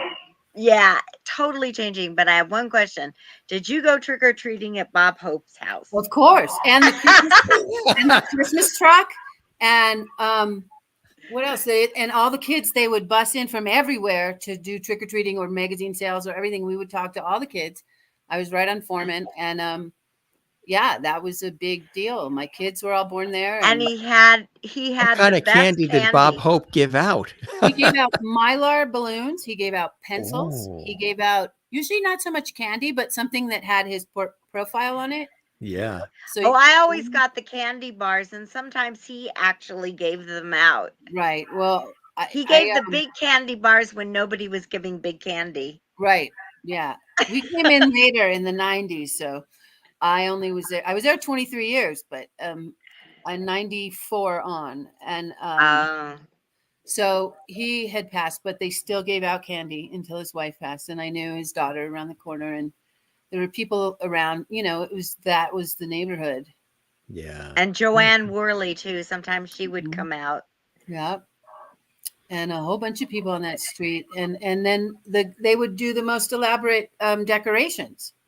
There was the guy who had a skeleton bar, and there would be, like a whole. Oh, and Jonathan Winter's house too, right there on. Yeah. Denzel Washington lived around, Joe Montana, all those sorts of people lived right around there, and were very sweet to my kids who were stealing their flowers, and riding the bikes, and playing ding dong ditch, and yeah. Now everybody knows where those flowers went, right? That is funny. Well, they all have gardeners, and they just, sit there, and the gardeners take them. I watched them take all the So we would go to like 11 at night and get a bouquet. Right, exactly. Yes, yes. Yeah. I heard that actually at a restaurant, and they had a chef they had to get rid of. And a friend of mine has this restaurant. He's like, the chef, he would leave it to the chef to order the steaks, the food, and the chef would do the order. And, like 5 out of the 10 steaks would end up in the chef's trunk going home. It's like assistants do that too. Yeah. One for them, one for me. Yeah. No, Toluca Lake, Joe Montana said they wouldn't bring good restaurants around because then there would be no parking. So they could only bring mediocre restaurants to the neighborhood. Yes. And it's true. They would park all the way down by. No, but it was fun. I liked that neighborhood. Elaine, always a blessing having you here. Stop by. Well, it's so great, and I love listening to everyone's stories. And it's so funny that, like I said, it's like 6 degrees of separation or something. And you showed the picture with Leslie Nielsen, and he, of course, was in Dracula Dead and Loving It as Dracula. So yes, he and Megan. Yeah, I'm only like a 1.5 degrees of Kevin Bacon. 6 degrees. No, but we're all very, well, when I was a kid, there was only 6,000 SAG members. That's right. Now there's, Oh, don't even get me started on what SAG is now. Oh, no. I'd like to bite them too. But, So, Elaine, again, thanks so much for joining us and sharing your thank thoughts you. And it about was wonderful meeting Cindy. you, Tracy. I know, met a lot of your relatives, but I never got to meet you. So it was a pleasure. The Jim I Master want Show everyone brings to everyone take care of together. animals, donate, foster. Yes. There you go, right there. Absolutely. I have a very similar dog. Right. Oh, look at that. Oh my God! Really? Yes. Bodie. And I'll bring in the George, so we're good. Look at this. Yes, she has to be in everything. And my other dog, he was in everything too, and was in the book that I wrote. Yes, and my last film that I did with him was they loved him so much they wrote another part, but he had passed. So I said, now I'm replacing my dog, because they said, well, we still want you to do the part. But it was really his part. So, and when I watched the movie, when they had the screening of it, I just cried. I didn't realize how hard it is. It is. So love for animals is really important, because they just love back. Absolutely. Family, animals, fun, film, laughing. Elaine, again, thanks so much for being with us. Thank you. You and I chat all the time anyway. And thank you. We will see you, Elaine. Thanks for being with us, Elaine. Okay. And All bye. Right. Say goodbye, Mika. Bye, Mika. Bye. Take care, Elaine. We'll see you again soon. Thank you. Love you. All right. And Tracy, thanks so much. I know we put this together so incredibly fast, and you were nothing but gracious and responsive. And I really, really appreciate that. And I'd love to extend the opportunity. We'll keep the porch light on for you. You're welcome back to stop by for some levity on our show anytime you want. And I hope you spread the word about our show. If you know other folks you think they need to pop on. And again, deepest prayers and condolences to you and to Cindy's family. And I really appreciate all of your warmth and your wonderfulness stopping by our show today. It really meant a great deal, Tracy. Well, thank you so much. And thank you, everyone, for honoring Cindy. She was an amazing human, and we're going to miss her very, very, very much. Absolutely. Love and blessings to you. And let's definitely stay in touch, my friend. Okay.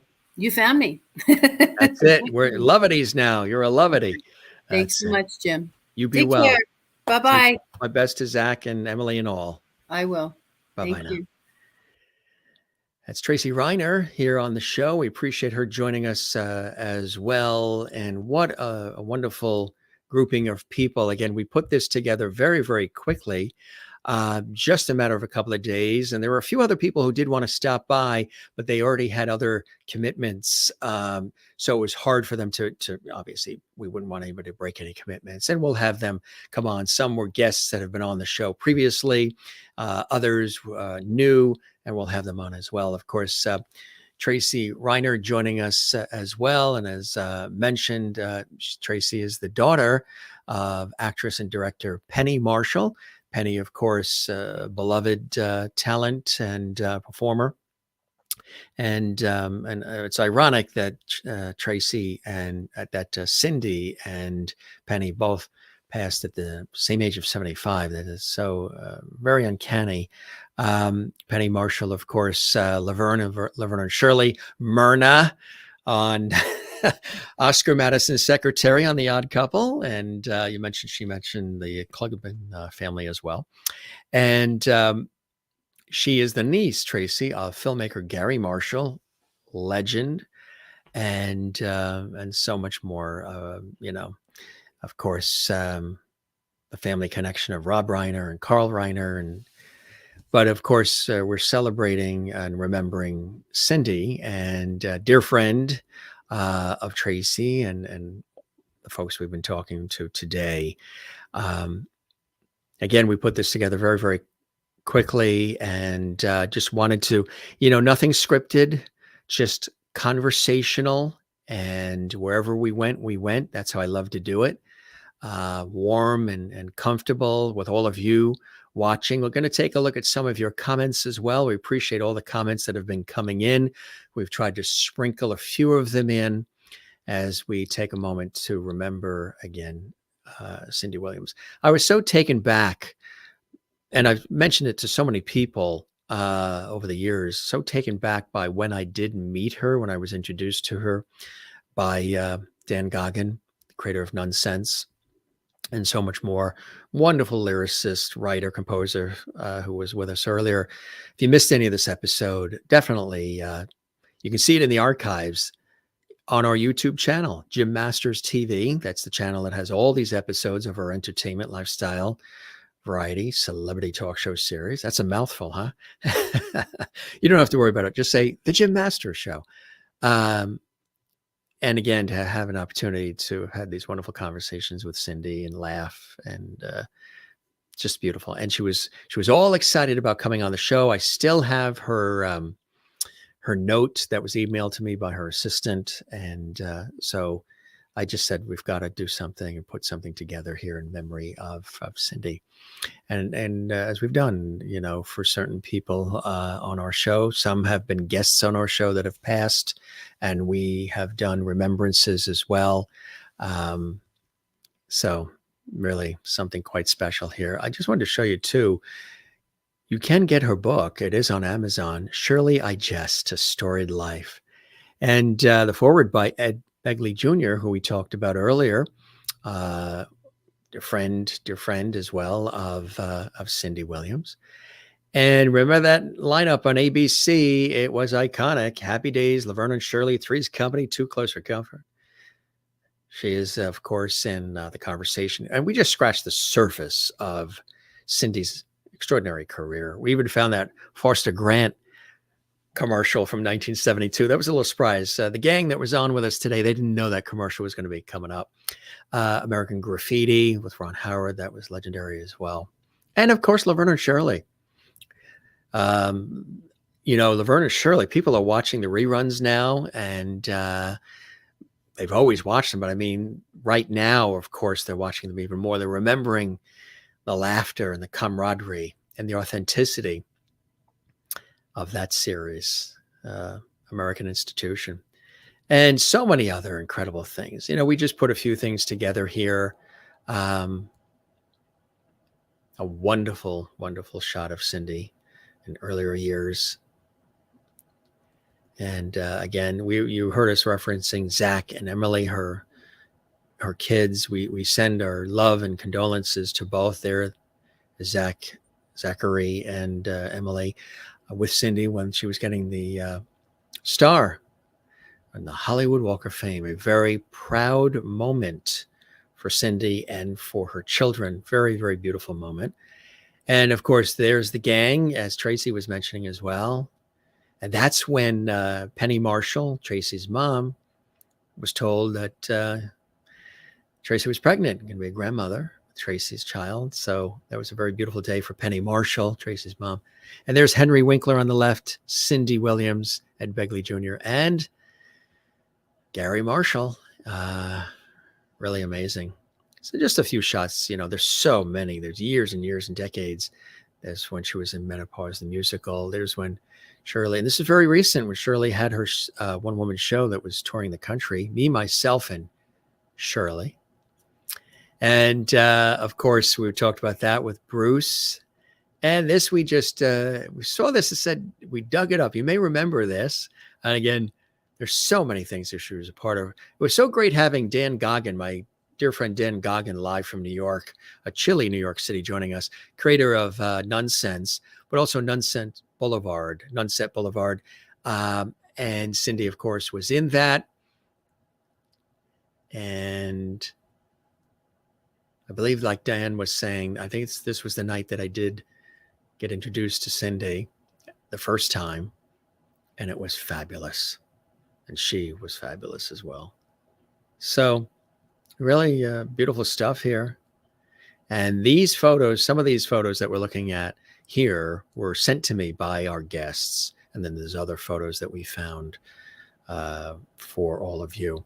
A very beautiful show. And if you missed anything, you joined us late, it's archived here on our YouTube channel, Jim Masters TV. If you enjoyed this episode, give us a like on our YouTube channel, Jim Masters TV. That's where we have hundreds of episodes.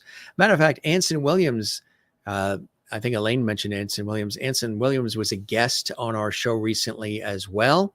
Donnie Most was here. Anson and Don were possibly going to be coming on to share their remembrances, but Don has a family matter, and Anson is away.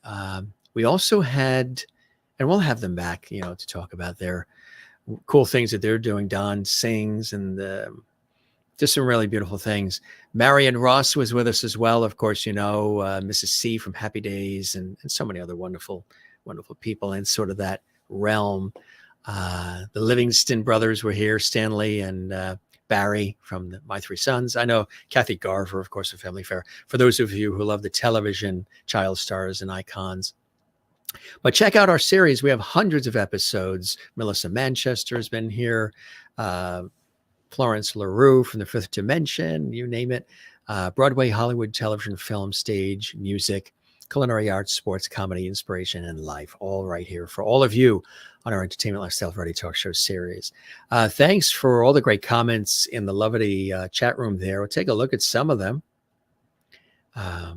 Janet says, thank you so much for a wonderful show, Jim. And honoring the great Cindy Williams. The pleasure was all mine. We wanted to do it in a loving, warm, and interactive way because you guys have been commenting throughout, our regular viewers, and we wanted to do that in this way and bring on some special people who would join us. And again, it was put together last minute, so to get the folks that we got to join us was very, very special. We thank Bruce Kimmel, we thank Dan Goggin, we thank Tracy Reiner, and we thank a good friend, Elaine Ballas, as well for joining us. And Glenn Hansen. Glenn sent along, Glenn was on our show. If you missed that episode, or the episodes with Anson Williams, Marion Ross, Donnie Most, or any of them, you can see them on our YouTube channel. We thank Glenn as well. Glenn really wanted to be with us, but he sent this along. This is his beautiful work, and he did this after Penny Marshall had passed, and he sent it along to me to share with us here on the Jim Masters Show, which is so beautiful, huh? Cindy Williams, Penny Marshall, Laverne Shirley right there. And some wonderful artwork that's very personal to him, that this comic that he created when he was a kid. And this is like from his personal collection that he sent to me to share on the show, as well as his remembrances and some wonderful photos that were sent in by Bruce as well. And the time on the Donny and Marie Show, which was wonderful. And all these other fabulous shots here. And this is from Laverne Shirley as well. And, we try to put something together nice here. So if this is your first time here, I'm your host, Jim Masters. This is what we do, gang. We always have a good time, entertain, inform, educate, and have lots of laughs. It's all about levity, gang, right? And we're just having a good time. And, you want a little secret?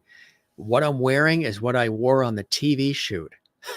I know it looks a little fancy schmancy, right? The turtleneck and the vest and the tweed jacket. This was what I wore on the television shoot that I was on, the TV News Magazine show series that I co-host with Doug Llewellyn, who, from the People's Court. And so we ran from the TV studio to here to get this show together and get it on. I said, you know what? I'm just going to leave the outfit on that I wore at the TV studio. And here we are. Sometimes, it'll be a little bit more casual, but I thought it was kind of nice for what we're doing here. You guys are the best. Thanks for all the time. And thanks for sticking with us and enjoying this episode and sharing what we call the Lovity here at the Jim Masters Show Live, the Lovity. And Jane, who's watching in Sweden, she watches all the time. Time to eat and rest, to relax. Yes. You know what we're going to get? Pizza, I believe. I think we're getting pizza. I've been really good since the new year started. I've been really just trying to be good. And yes, Doug Llewellyn is a dear friend of mine. We've worked together for a long time, Pam. He's a dear friend of mine. And yes, Florence LaRue from the Fifth Dimension. She was a guest on our show. It's her birthday. And we say a beautiful and happy birthday to the iconic Florence LaRue. The Fifth Dimension. She was here. If you missed that episode, you can see it on our YouTube channel, Jim Masters TV. Again, if you really enjoyed this episode, give us a thumbs up, drop a comment underneath the episode on our YouTube channel. And if you haven't subscribed to the YouTube channel, it doesn't cost anything. Just click the red subscribe button. We would really appreciate that. Thank you very much. Thank you so much for a wonderful show, Jim, and honoring the great Cindy Williams. The pleasure is all mine. Really appreciate that. Janet all saying, yes, it was a great tribute to a wonderful woman with hearts. I appreciate that as well. And all the comments that have been sprinkled in here. Hopefully we didn't miss too many, because I know there were lots of them coming in to our JMS Levity chat room live from around the world with our audience.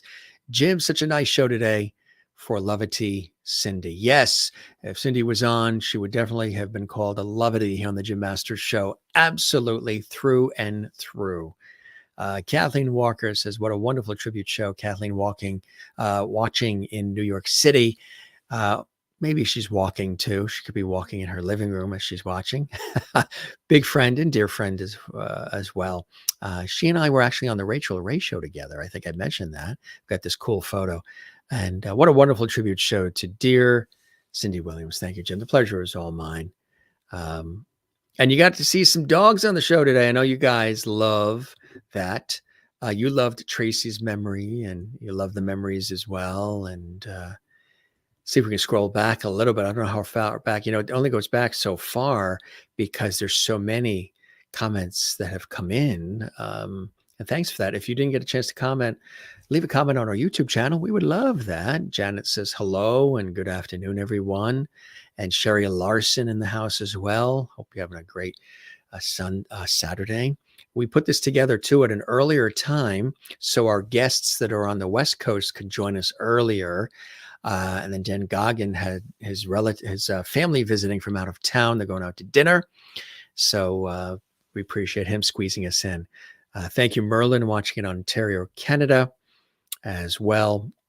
And everybody, all these beautiful comments. Nikki was saying she can't believe that Cindy's gone, and Penny as well. I know. We agree with you. Absolutely. Out of the original cast, only Lenny is left. Good afternoon to all of you. They brought together, they brought laughter, that's for sure. And it lives on. Absolutely. Sure does. Pam, thanks for being here as well. Jane in Sweden. And everybody, all these cool comments coming in here from all of you. Our Levity Squad and American Graffiti. Yeah, watch some of these movies. Check out some of the re-airs and so much more. You guys, you welcomed all of our guests as well, and we thank you for that. I see the comments welcoming Bruce and Tracy and Elaine. It's good to see my friend Elaine. Elaine and I talk all the time. It's good to see Elaine joining us as well. And Marnie Spencer Devlin with us as well. Hello, Lovities. Coming together, remember and honor our sweet Cindy, R.I.P. Yes, rest in peace. We love Cindy. And we love you, Marnie. Marnie is wonderful. Gang, we appreciate you guys. Marsha Watson is here. She says, love to all. Thank you, Marsha. So beautiful to have you here. Nikki says, fans are always overlooked. It's nice to hear someone appreciates them. Well, we appreciate you here at the Jim Masters Show, whether you've been with us for, almost 3 years, 900 episodes almost. And also Cindy definitely appreciated her fans.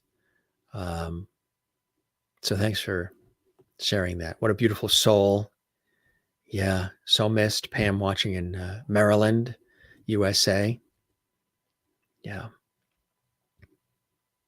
Beautiful stuff. Just looking at some really, really beautiful things here that have been said.